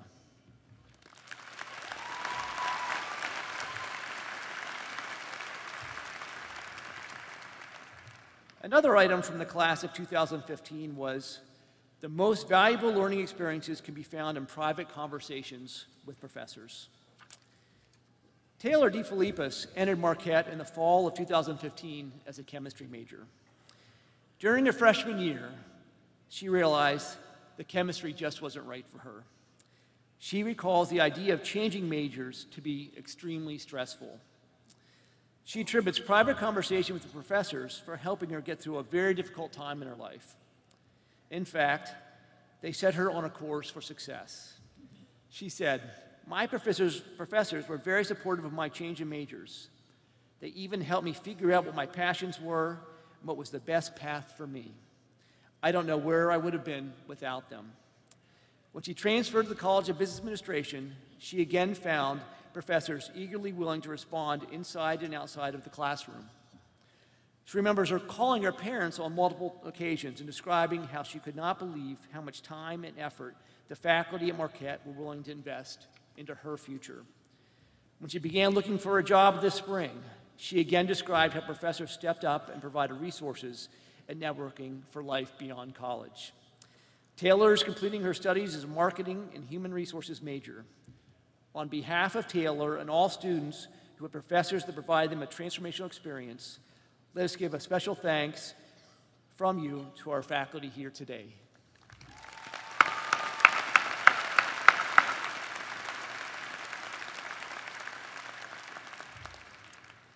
Now, the next item from the class of 2015 was realize you are surrounded by people who are willing to help. Dejade Denson grew up in one of the most impoverished communities in the United States, Milwaukee's 53206 neighborhood. Two-thirds of the children in that zip code live below the poverty line. 62% of African American males in the zip code are incarcerated, the highest percentage in our country. Now, based on these statistics alone, Dejade had to overcome great odds to earn his diploma today. Now, with all the challenges he faced, Dejade first and foremost credits his parents for providing a strong foundation that helped him keep on track for achieving his goals. Now, as a four-year winner in men's track and field, Dejade also credits his coaches, the athletic support staff, his fellow student athletes for helping him along his journey to graduation. Finally, he thanks several faculty mentors that invested in him and allowed him to achieve his goals. Today, Dejade graduates with a degree in environmental engineering and would like to share her success with all those around him who are willing to help. Congratulations, Dejade.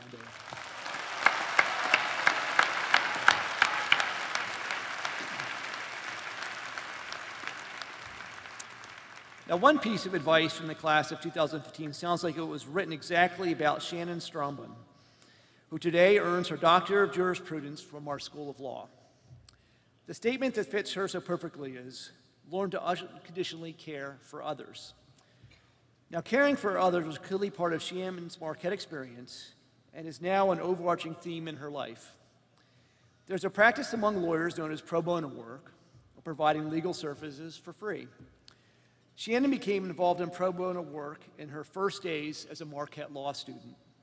It became her passion as she volunteered any free time to give life-changing services to individuals who otherwise could not have access to legal support.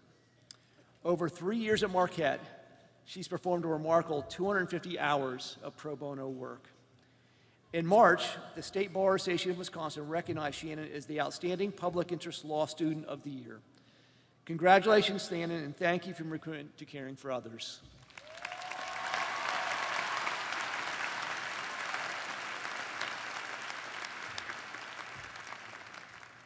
No, I can't imagine a better example of the next piece of advice. Learn how to accept yourself and your abilities, and then understand and pursue your passions, than Nadia Choi. Nadia graduates today as a biomedical sciences major and will enter Marquette School of Dentistry next fall. That is a great accomplishment in itself, but what will make Nadia's experience at Marquette special is that she was diagnosed as severely hearing impaired shortly after preschool. And despite this apparent limitation, Nadia has excelled in the classroom at Marquette and even incorporated Pure Dance Marquette into her time here on campus. During her 4 years, she never stopped pursuing her passions, and this fall, she enters the School of Dentistry as the first completely deaf student ever admitted. Her future plans will fulfill another passion, to open a dental practice that caters to both hearing and deaf communities. She wants to ensure that patients with hearing loss have an advocate for the oral care. Congratulations, Nadia.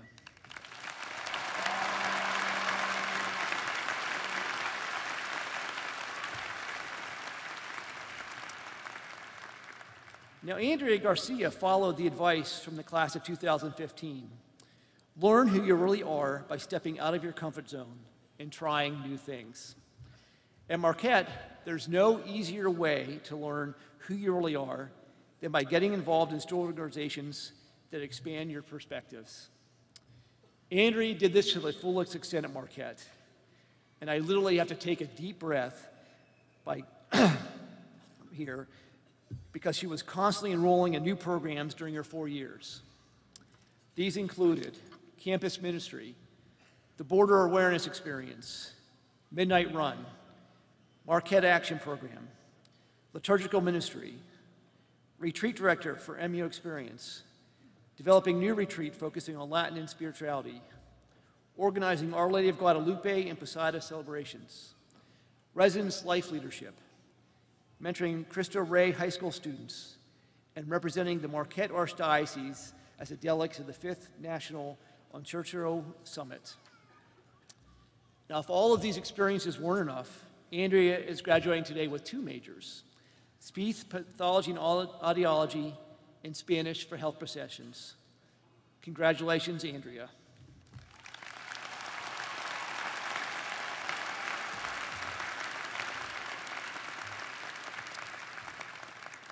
Now, our next example can be credited to an anonymous student from our class of 2019.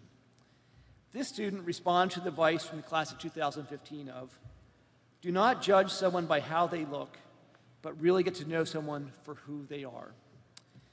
This student was among hundreds of graduates who have been involved in Midnight Run. Midnight Run is a student organization where students volunteer to serve in area meal programs, food pantry, and homeless shelters. The student said that Midnight Run has taught me to look at everyone as equal. We all have our own stories, yet we are all still created in the image and likeness of God. Midnight Run has helped me see the face of Jesus in so many of my community members. Just as he helped the hungry and gave shelter to the homeless, I am able to walk in his footsteps and do the same. My thanks to this anonymous student who, I believe, speaks on behalf of all of our students who have been transformed by serving others during their time at Marquette. Thank you.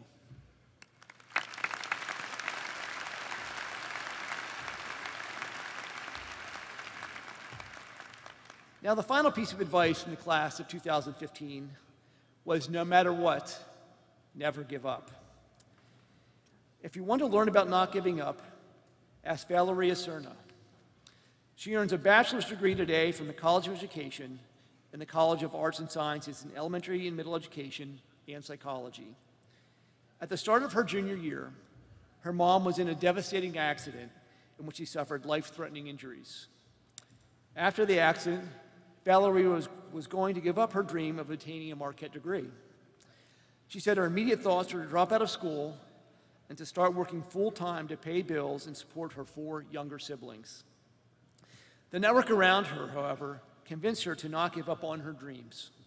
With the help of family and friends, Marquette staff, and the Southside community of Milwaukee, she says that although it was not easy, she decided to stay in school. During the weeks after the accident, the hospital room became her library, where she studied late into the night. When her mom returned home, Valeria moved back in to be her primary caregiver. Valeria said she chose not to give up because there were so many people around here cheering for her success. Today, she feels blessed and thankful to attain her degree as a first-generation student, and with her mom here in Fiserv Forum celebrating this incredible moment. Valeria, thank you for being an inspiration to us all.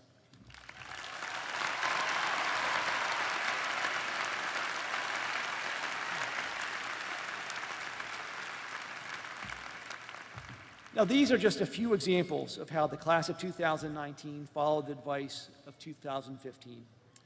There are always more stories to tell about our graduates, and I wish I could highlight the journey that each one of you took to get here today. I believe that some more of your stories can be best told in your own words.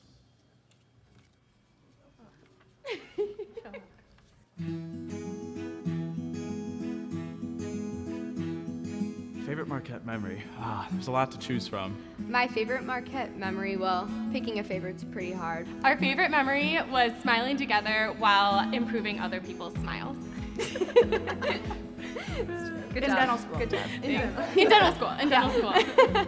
It's kind of stupid, but going to Real Chili at 3 a.m. every weekend. It's disgusting, but it's my favorite place. When we won the Big East tournament on our home floor with the Marquette women's basketball team. The Bayanihan Student Organization's fashion show in October. My favorite Marquette experience was beating the #1 team, Villanova, and the whole crowd charged into the court at the end. Everyone there just knew how exciting and euphoric that moment was. It's still like the most fun I think I've ever had at Marquette. This past semester when we got the opportunity to travel abroad to Israel over spring break. My first trip with Marquette Mardi Gras. 6 strangers and I piled into a van and drove 15 hours down to New Orleans. It would be meeting our EOP family as a whole. It's something that I know I will be able to count on even after I graduate. I'm originally from Puerto Rico. I was born and raised there, and then junior year was definitely super hard with the hurricanes happening, and it was really cool to just see Marquette community come together, sort of make you feel like you're at home, you're home away from home.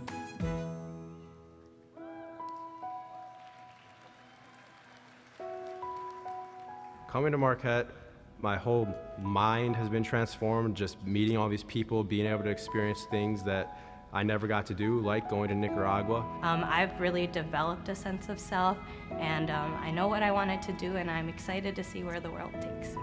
I think what Marquette taught me was finding perspective, in that everyone comes from a different background, different experiences. I came to Marquette as a transfer student, and I was so inspired by Marquette's Jesuit ideals and mission of the school, and now I just feel so inspired to go take that out in the world and set the world on fire. And I really am excited to be, a Marquette lawyer, more than just someone that does the law, but rather uses the law to help other people as well. During my sophomore year, I went on a campus ministry map trip to Montgomery, Alabama, which was all focused on social justice. Coming back and having my clinicals here in Milwaukee, it definitely made me much more aware and able to kind of connect with patients on different levels who might have been struggling from different inequalities. The faculty and students at Marquette have supported me in starting my own vegan ice cream business called Live a Little, so it's been really awesome. Marquette's just taught me to think outside of the box and to go for it. Just knowing that it's okay to be different. Like, that's awesome. It's awesome that you want to be different, and you should go into this world wanting to be that difference. So I think there's been just a billion life lessons that have been learned through college, and especially at Marquette. Being a business major, Marquette has taught me how to be an empowered woman in a male-dominated field. So being an education major, we take a lot of classes where they put us out into the Milwaukee community, and that has really kind of shaped who I want to be as a teacher and as a person. Marquette has, in a great way, grown and boosted my confidence to go out into the world to help change our justice system, which is where my path is going to be and where I'm seeing myself. Knowing who I am a lot more and being able to be just more confident living day to day. I think taking an 18-year-old boy that thought he had kind of all the answers coming into it, challenging me spiritually, academically, and emotionally to the max, demanding courses, engaging professors, but kind of transformed me into this 21-year-old man that kind of has realized his passion by wanting and hoping to serve and work with others throughout the rest of my life. So thank you, Marquette.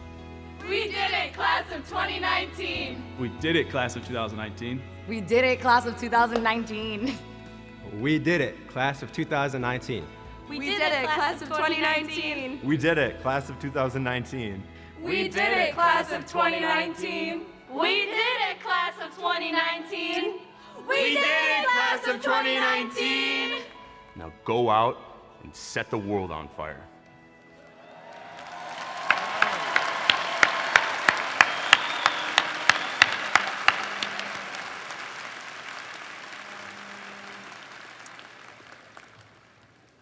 Now, Marquette class of 2019, thank you for forever becoming part of our university. I hope that you've been transformed by your Marquette education and guided by our university's mission. As you leave campus, I ask 3 things of you. First, follow in the spirit of St. Ignatius and Father Marquette to be problem solvers and agents of change. Next, no matter how far life takes you away, please know that you will always have a home here at Marquette University. Stay engaged and let us know how you're doing. Nothing makes us prouder than to hear how you are doing and making a positive change in the world. Also remember, you're not really leaving Marquette, but you are taking Marquette with you as you start a new chapter in your life. And finally, when considering the road that you will follow in life, please make decisions about where God-given talents will make the biggest impact on the lives of others. Remember that fame, wealth, power can be taken away and steal it, but that true fulfillment occurs when you make the world a better place. Thank you all for all you've done for Marquette University. Congratulations, and may God bless the Marquette University class of 2019.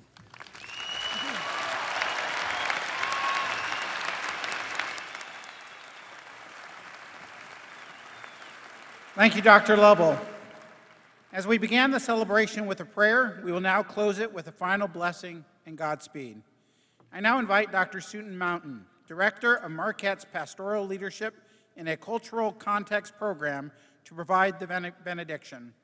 Ladies and gentlemen, please stand.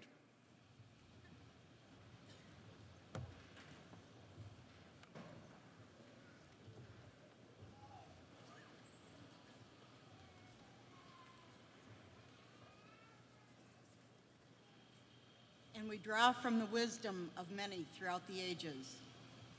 The Sufi poet Hafiz once wrote, "There are so many gifts still unopened from your birthday. There are so many handcrafted presents that have been sent to your life from God."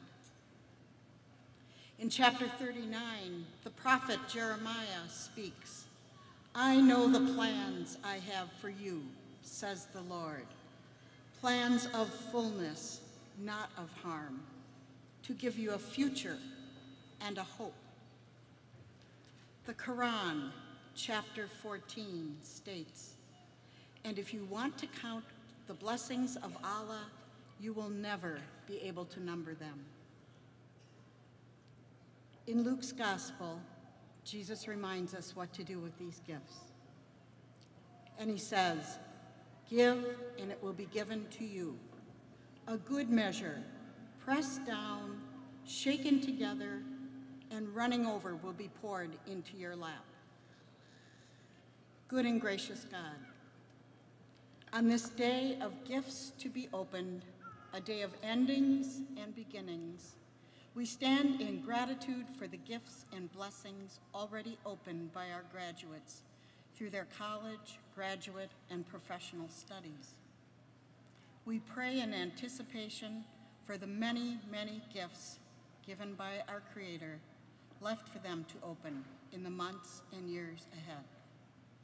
We rejoice and send them forth to be the difference, to make a difference, to transform the lives and hearts of all those they meet at work and play, as volunteers and in their families, with love, mercy, forgiveness, and justice, using their many talents and education to build the kingdom of God.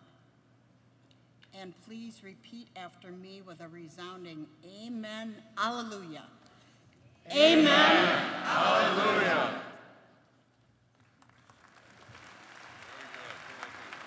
Thank you, Dr. Mountain. Ladies and gentlemen, if you're attending any of the individual college ceremonies taking place this afternoon, information about these activities can be found in the printed program. I would like to extend thanks to all who have participated in the arrangement for today's special celebration. I now invite all of you to join Stephanie Villaserin in the singing of the National Marquette University Alma Mater. The words can be found in the back of your printed program. But before we get there, I do have assistance in one more thing, and other people in the audience can help as well. My question is, we are? Marquette. We are? Marquette. This concludes Marquette University's 138th commencement. Thank you for being with us today.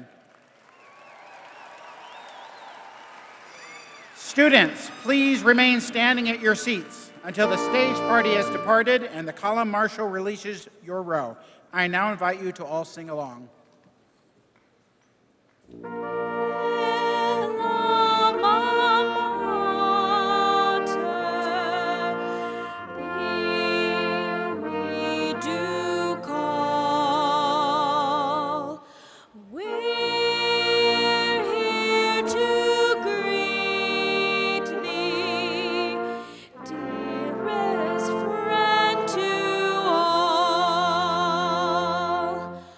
We're here